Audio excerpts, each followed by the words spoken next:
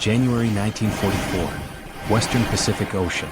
Before dawn. The submarine rides low in the water, its hull scarred by weeks of pressure and salt. Inside, the air is stale. Oil fumes mix with sweat and quiet exhaustion.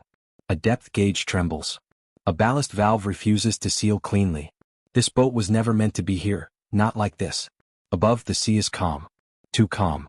The commanding officer raises the periscope for a routine check before altering course. What appears in the lens is not open water. Not empty horizon. Instead, dark shapes cut into the shoreline, angular, deliberate. Antennas. Fuel tanks. Camouflage structures pressed into jungle shadow. This is no fishing outpost. This is no charted harbor. The submarine's engines idle, barely breathing. One wrong sound could echo for miles. Somewhere ahead, unseen, Japanese coastal guns may already be trained on the water. The crew does not celebrate. They do not speak. They understand something instantly and without words. They have stumbled into a place that was never supposed to be found.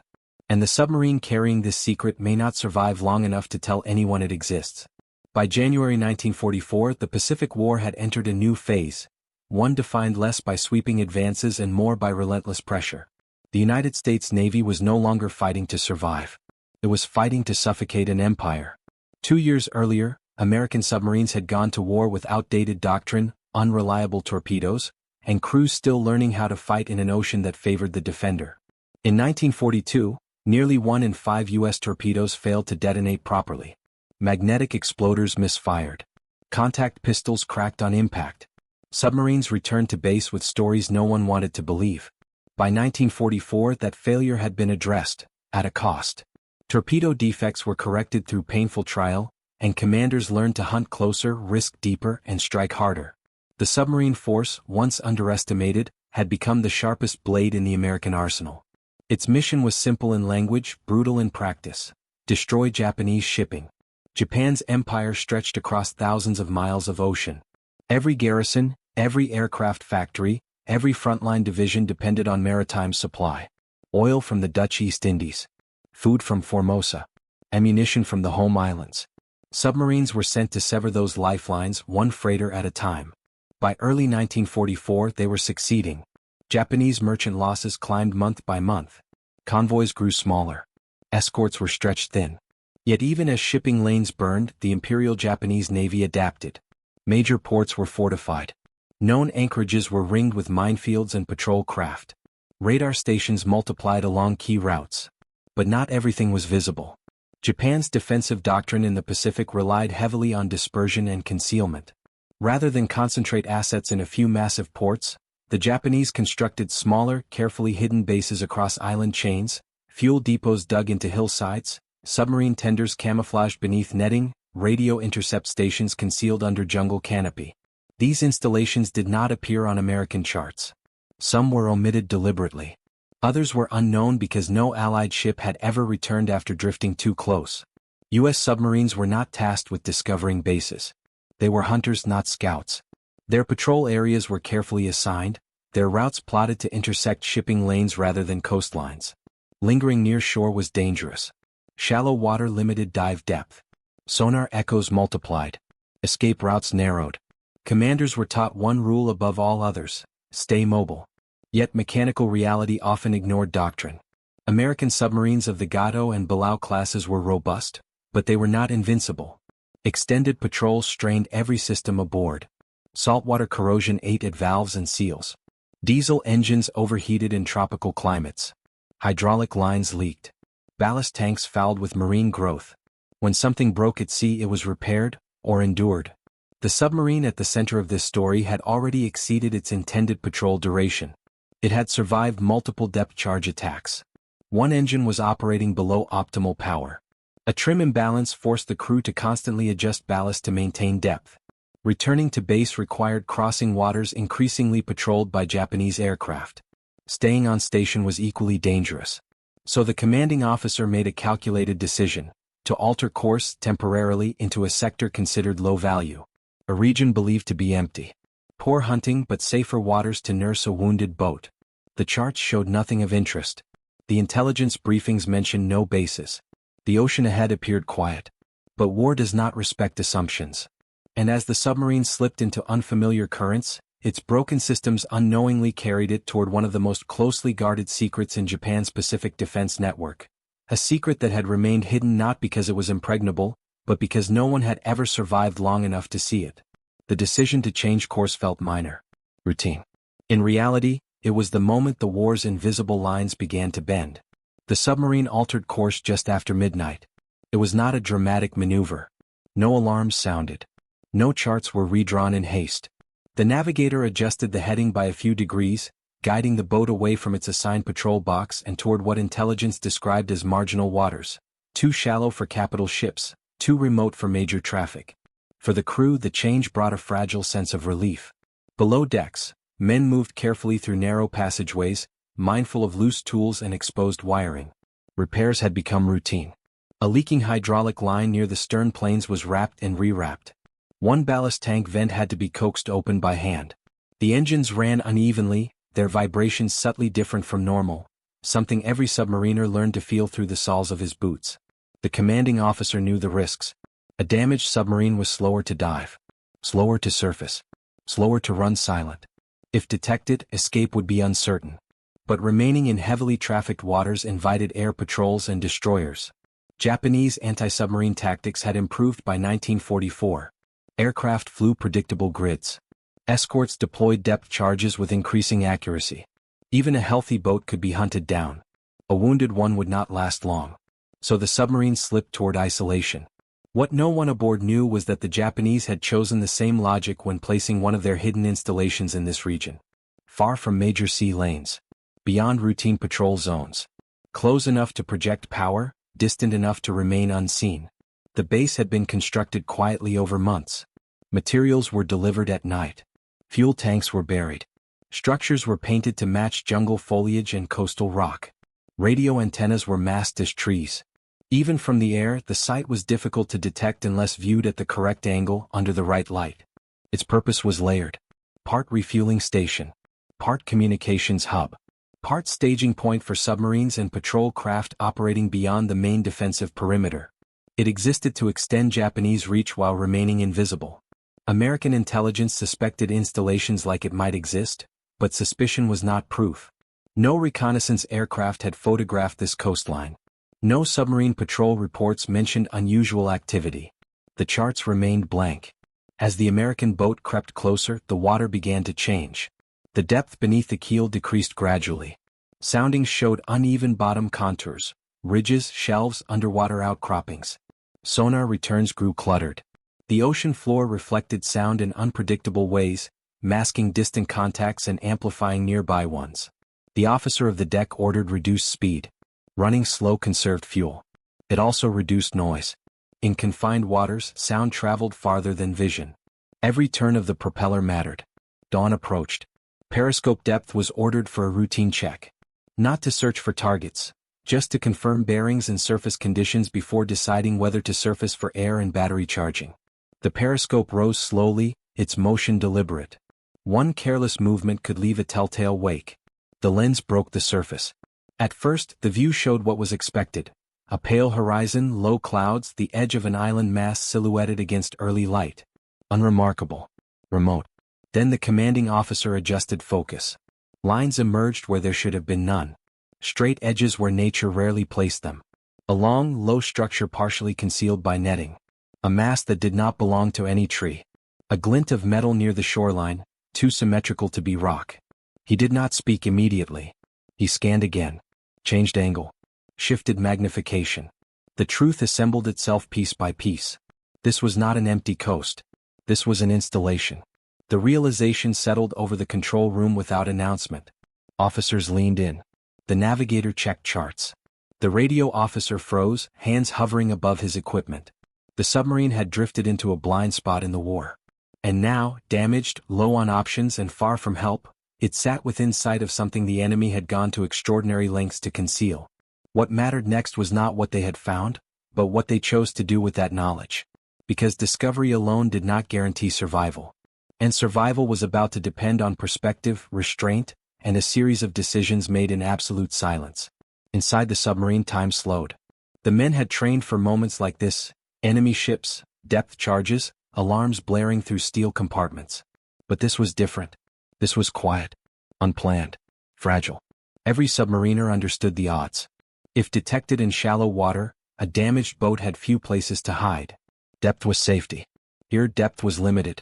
A single patrol craft could pin them down. A single aircraft could end the patrol, and the crew within minutes. Faces remained controlled. Voices stayed low. Fear expressed itself through discipline rather than panic. The commanding officer knew his crew well. Some were on their first patrol. Others had survived multiple engagements. All of them depended on his judgment now, not just as a tactician but as a guardian of lives. Orders were minimal. Observe. Record. Do not reveal position. Men scribbled notes by red light. Bearings were measured. Shoreline features were sketched from memory rather than risk extended periscope exposure. The radio operator resisted the instinct to transmit. Any signal might be intercepted. Any antenna raised could betray their presence. They were witnesses, not attackers. American submarines were formidable in open ocean. They were not designed for prolonged coastal reconnaissance. The periscope was vulnerable. The sonar was unreliable near land. Engines, already strained, could not risk sudden bursts of speed without risk of mechanical failure. Batteries were partially depleted. Air quality was degrading. This was a boat built to strike and withdraw, not linger unseen beside an enemy shore. Yet its very limitations forced caution. The submarine could not maneuver aggressively. It could not chase targets. It could only watch. That restraint may have saved it. By remaining almost motionless, running on minimal power, the submarine blended into the acoustic clutter of shallow water. Thermal layers masked its presence. The damaged engine, ironically, produced less noise than a fully functioning one. What should have been a liability became a temporary shield. From a tactical standpoint, the submarine had stumbled into a reconnaissance role without preparation. No intelligence officers aboard. No photographic equipment optimized for shore installations. No mission briefing covering this location. And yet, what the crew observed carried immense value. Fuel storage capacity suggested sustained operations. Antenna arrays indicated long-range communication. The absence of visible heavy defenses implied confidence in secrecy rather than force. This was not a frontline base. It was infrastructure. The kind that allowed operations elsewhere to continue unseen. The commanding officer understood the implications immediately. Destroying it was impossible. Attacking would reveal their presence and invite overwhelming response. But seeing it, truly seeing it, meant something else entirely. It meant the maps were wrong. And if one hidden base existed here, others might exist elsewhere. As the submarine held its breath beneath the surface, the war briefly shifted from violence to observation. From firepower to knowledge. That shift, born from mechanical failure and human restraint, would shape everything that followed, because the enemy had not yet realized they were no longer invisible. From the Japanese side, the base existed in a different reality. Its commanders believed in distance as protection.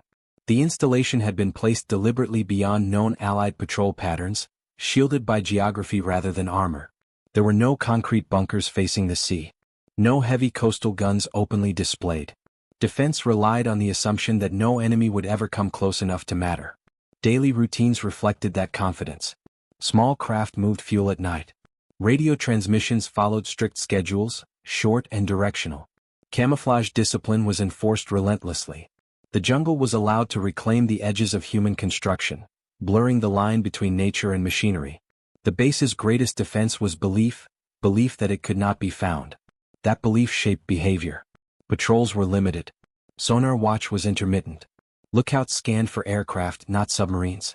The water, shallow and cluttered, was considered an unlikely avenue of approach. In that assumption lay the vulnerability. The Japanese had not failed technologically. They had failed imaginatively. They had not planned for a damaged enemy drifting where doctrine said no one would go. Back aboard the American submarine, leadership meant knowing when not to act. The commanding officer faced a temptation as old as warfare itself, the urge to do something dramatic. To launch torpedoes. To surface and shell the shoreline. To strike first and leave a visible mark. He rejected all of it. A single torpedo would have announced their presence. A surface action would have trapped the boat against land with no depth to escape. Even a prolonged periscope observation increased the risk of detection. Instead, leadership took the form of restraint. He ordered the periscope lowered. The submarine slid deeper, settling just above the seabed. Motors were stopped. The boat went nearly silent. Observation continued indirectly. Sonar operators listened, not for ships but for patterns. The rhythm of harbor activity. The distant thrum of generators. The occasional propeller of a small patrol craft moving along the coast. This was intelligence gathering in its most fragile form. Information held only in memory, vulnerable to fear, exhaustion, and time. The officer trusted his crew to remember accurately. To survive first, report second. There is a moral tension unique to submarine warfare. Crews see the enemy closely but often invisibly. They witness routines. They observe men who do not know they are watched. Here that tension sharpened. The base was active. Supplies moved. Personnel gathered along the shoreline. These were legitimate military targets, but attacking them now would almost certainly doom the submarine. The decision not to strike was not cowardice. It was responsibility. The value of this discovery lay not in destruction but in exposure. War is often remembered through explosions and victories. But its course is equally shaped by moments when violence is withheld, when survival, discipline, and long-term consequence outweigh immediate action. The submarine waited until nightfall before moving away, slipping back into deeper water as carefully as it had arrived. Behind them, the base continued its routines, unaware it had been seen. Ahead of them lay an uncertain journey home, because what they carried now was more dangerous than torpedoes. They carried proof. And proof, if delivered intact, had the power to reshape operations across the Pacific. That understanding pressed heavily on every man aboard as the submarine turned away from the coast, knowing the most perilous part of the mission had only just begun. The submarine began its withdrawal just after sunset. The timing was deliberate. Night reduced the risk of aerial detection, but it introduced its own dangers. Japanese coastal traffic increased after dark. Small patrol boats, often crewed by reservists or local forces, moved unpredictably along the shoreline. They were lightly armed, but in shallow water, even a single depth charge could be fatal. The submarine increased speed only slightly, enough to clear the area without producing a distinct acoustic signature. The damaged engine protested. Vibrations rippled through the hull. Every man aboard felt it. Then sonar picked up a contact. Not strong. Not fast. But close. A small vessel moving parallel to the coast. Likely a patrol craft. Its course was erratic, consistent with a routine sweep rather than an alert response. Still, the margin for error was thin. The commanding officer ordered a slow dive. Depth was limited. The keel neared the seabed sooner than expected. Silt rose, clouding sonar returns and creating a dangerous ambiguity, noise that could mask them or betray them. For long minutes no one spoke. The patrol craft passed overhead, its propeller thumping through the water, close enough that the crew could feel the vibrations through the hull. A depth charge did not follow. No active sonar pinged. The enemy had not seen them. But the escape was not over. As the submarine pushed farther from shore, the trim imbalance worsened. One ballast tank refused to equalize fully. The boat developed a slight list, manageable but dangerous if a rapid dive became necessary. The chief engineer reported quietly. Repairs at sea were possible, but they would take time. Time meant noise. Noise meant risk. The commanding officer made another choice. They would continue running damaged. Better an imperfect boat in deep water than a repaired one discovered near shore.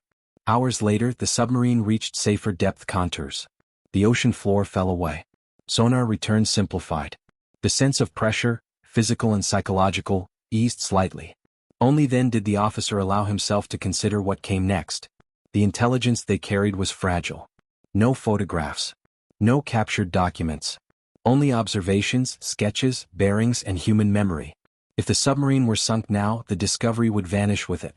So the patrol's purpose changed. Every torpedo attack planned was reconsidered. Engagements were avoided unless absolutely necessary. The submarine became cautious to the point of restraint, prioritizing survival over aggression. Days passed. They evaded aircraft.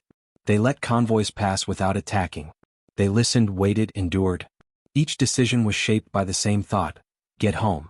When they finally surfaced at night to recharge batteries, the crew worked with urgency and silence. Lookouts scanned constantly. Engines were kept just below optimal output to avoid stressing damaged components.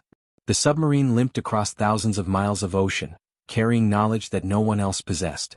The war outside continued as usual: ships sunk, planes lost, battles fought. But beneath the surface something had shifted. Because when the submarine finally reached base, The quiet discovery made by a broken boat would collide with the machinery of American intelligence, and nothing would remain quiet for long. The submarine arrived at its forward base under cover of darkness. There were no cheers.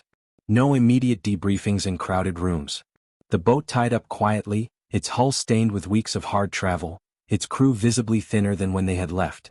Only the duty officers on the pier knew something was unusual. The commanding officer requested a priority intelligence report. Inside a small briefing room with charts spread across a table, the story unfolded slowly. Bearings were drawn. Shoreline profiles were described. Antenna counts estimated. Fuel storage capacity inferred from tank dimensions and logistical activity. At first, skepticism filled the room. Unconfirmed bases had been reported before. Misidentifications happened. Islands played tricks on the eye. Camouflage did its job well. But the consistency of the observations changed the tone. Multiple officers corroborated the same features independently. Sonar logs aligned with visual sightings. Navigation data placed the submarine exactly where no installation was supposed to exist. Intelligence officers stopped interrupting.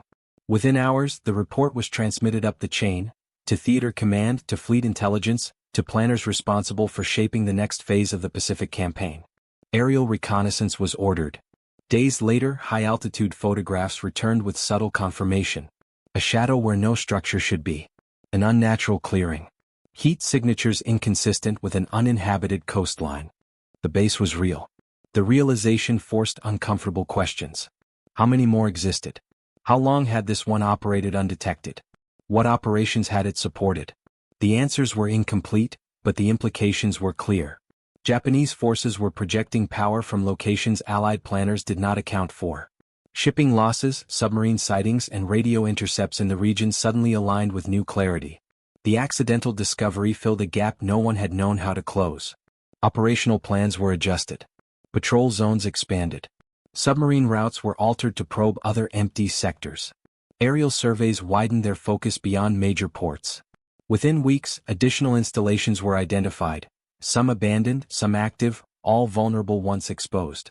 The hidden network began to unravel. For the submarine and its crew, recognition came quietly. There were no public announcements. No medals awarded for discovery. Their patrol report became one document among many, filed, referenced, acted upon. But within naval intelligence circles, the story spread. A damaged boat. A minor course correction.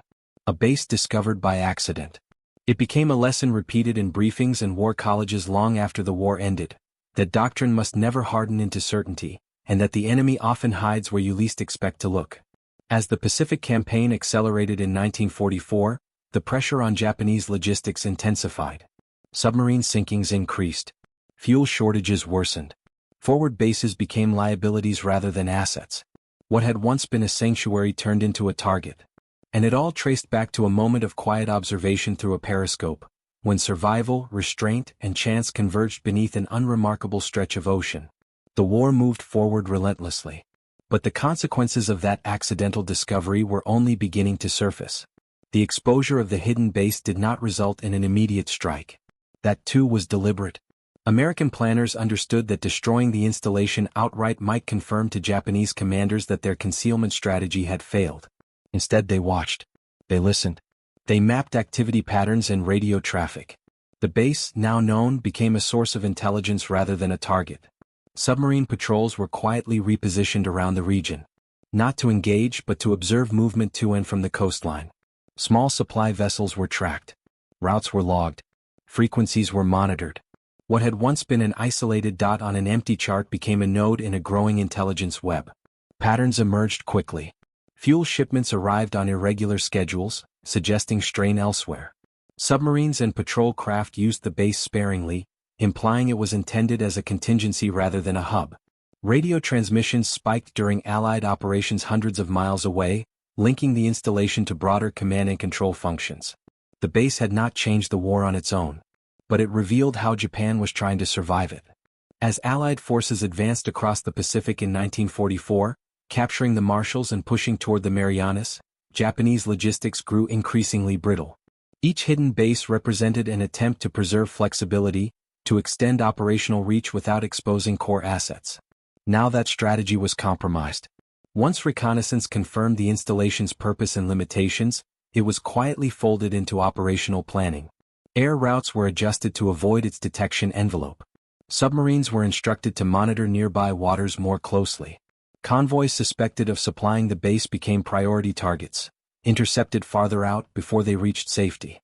Deprived of supplies, the base's activity diminished. Fuel shortages limited its usefulness. Radio traffic decreased.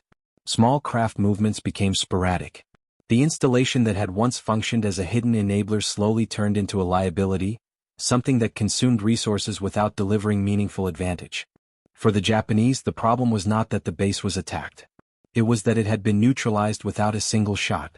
This quiet unraveling reflected a broader shift in the Pacific War. By late 1944, Japan's strategic options were narrowing. Defensive lines contracted. Isolated garrisons were left to fend for themselves. Fuel scarcity grounded aircraft and immobilized ships. The war was no longer about expansion. It was about endurance. And endurance depended on secrecy, logistics, and the hope that unseen assets could prolong resistance. The discovery of the base showed how fragile that hope had become. For the American submarine force, the incident reinforced a growing truth. Submarines were not just killers of ships. They were sensors, eyes and ears beneath the surface, capable of shaping campaigns without firing a torpedo. That realization would guide operations for the remainder of the war. And it would change how navies thought about undersea warfare long after the Pacific fell silent. But the full impact of the discovery could only be measured by what followed, by how the enemy reacted, adapted, or failed to do so in the months ahead. Japanese forces never fully understood what had happened. No reports indicate that the base's exposure was detected in real time. The personnel stationed there continued routines under the assumption that they remained invisible. Patrols continued sporadically. Fuel deliveries persisted, albeit constrained by broader supply issues. To the Japanese, it was just another minor installation on a remote coastline, routine, unremarkable, unthreatened. Yet the Allies now possessed a silent advantage. American intelligence integrated the base into operational planning. Other empty sectors were scrutinized. Patterns in Japanese logistics that had once appeared random began to make sense. Submarine patrols increasingly incorporated reconnaissance as a deliberate tactic, not merely a byproduct of hunting convoys. The Pacific Ocean, vast and chaotic, could now be mapped with greater confidence. The information gathered from that accidental discovery shaped multiple campaigns. Forward bases in the Marshalls and Marianas were targeted with improved precision. Convoy routes were disrupted. Small installations, once thought negligible, were systematically catalogued and monitored. Japanese attempts at concealment grew more desperate, yet more predictable under constant surveillance. Strategically, the discovery shifted the calculus of naval operations. Submarine commanders began balancing aggression with intelligence gathering. The patrol that might have ended in a routine convoy attack now illustrated that observation could yield outcomes far more consequential than destruction alone. A damaged boat, drifting silently near an uncharted base, had created leverage that neither side had anticipated. For historians, the incident underscores a pattern that recurs across conflicts. Accidents can precipitate strategy. Chance encounters, when coupled with disciplined crews and careful leadership, can alter operational awareness, sometimes more decisively than planned offensives. The human toll remained invisible but real. The crew endured weeks of tension, mechanical failures, and isolation, all for the intangible gain of knowledge. Yet their sacrifices ensured that intelligence flowed safely to command, a quiet contribution to a larger war effort that would remain classified for decades. And in the broader scope, the Japanese defensive network, built on secrecy and geography, began to erode, not by force, but by the silent observation of a single submarine. One moment of mechanical misfortune, one detour from standard patrol, had exposed vulnerabilities previously invisible to planners and commanders alike. The war pressed on. Battles raged across islands and at sea. Ships were sunk. Men died. Entire campaigns hinged on fuel, supplies, and timing. But beneath the waves, a hidden truth had been revealed. Nothing remains entirely hidden in war. And sometimes, the smallest, most broken vessel can cast the longest shadow over history. History often remembers decisive battles, heroic attacks, and monumental losses. But sometimes, it is the quiet moments, unremarkable at first glance, that leave the deepest mark. A damaged submarine, limping through shallow waters it was never meant to traverse, became more than a hunter of ships. It became a witness. Its periscope captured what no one else had seen. Its crew survived by restraint, patience, and discipline, carrying knowledge that reshaped strategy far beyond their immediate patrol. Chance had collided with courage. Mechanical failure had become opportunity. The invisible lines of war had shifted because a single boat, operating at the limits of endurance, had glimpsed a hidden world. The hidden Japanese base, meant to remain unseen, became a thread connecting observation to operational advantage, shaping campaigns and forcing adaptation. Its existence underscored the fragility of concealment, the importance of intelligence, and the unseen ways that warfare progresses. In the end, the story of that submarine is a story of perspective. Victory in war is not always counted in explosions or casualties. It is also measured in knowledge gained, risks survived, and the quiet decisions made beneath waves and darkness. And for the men aboard that vessel, history would eventually remember their journey not for the battles they fought, but for the secret they preserved, proving that sometimes, the most profound impact comes not from firepower, but from seeing what no one else could.